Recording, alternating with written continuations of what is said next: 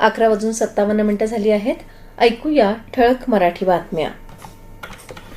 आकाशवाणी नागपूर. हेमांगी कुलकर्णी आपल्याला ठळक बातम्या देत आहे.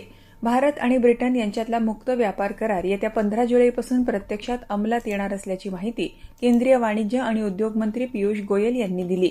ते काल मुंबईत पत्रकार परिषदेत बोलत होते. हा करार भारतासाठी नव्या संधी, गुंतवणूक, रोजगार आणि व्यापार वृद्धीची दारं उघडणारा ठरणार आहे, असं ते म्हणाले. भारताच्या अध्यक्षतेखाली नागपुरात आयोजित ब्रिक्स परिवहन मंत्र्यांच्या 2 दिवसीय बैठकीचा काल समारोप झाला. या बैठकीत सदस्य देशांनी एकमतानं मंत्रिस्तरीय जाहीरनामा स्वीकारला.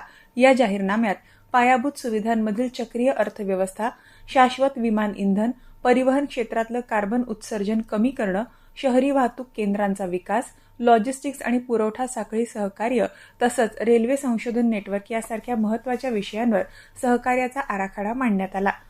अयोध्येतील रामजन्मभूमी मंदिराच्या देणगीत कथित गैरव्यवहार झाल्याच्या प्रकरणावर आज सर्वोच्च न्यायालयात सुनावणी होणार आहे.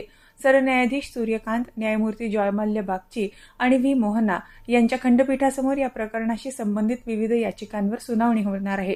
याचिकांमध्ये या कथित गैरव्यवहाराची न्यायालयाच्या देखरेखीखाली स्वतंत्र चौकशी करण्याची मागणी करण्यात आली आहे.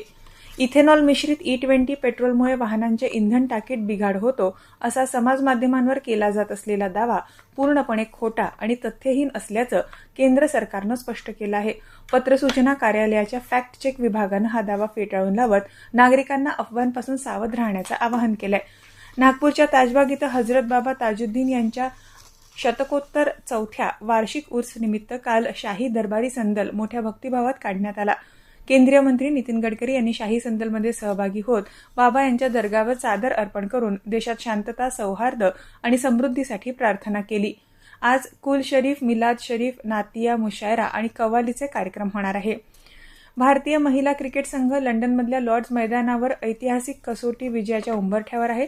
काल सामन्याच्या 3ऱ्या दिवसअखेर भारतानं इंग्लंडसमोर 457 धावांचं लक्ष्य ठेवलं असून यजमान इंग्लंडचा संघ आज 6 बाद 130 धावांवरून पुढे खेळेल. भारताला आता ऐतिहासिक विजयासाठी केवळ 4 खेळाडू बाद करण्याची गरज आहे. याबरोबरच हे ठळक बातमीपत्र संपलं. या पुढील प्रादेशिक बातमीपत्र संध्याकाळी 6:05 ऐकता येईल. नमस्कार.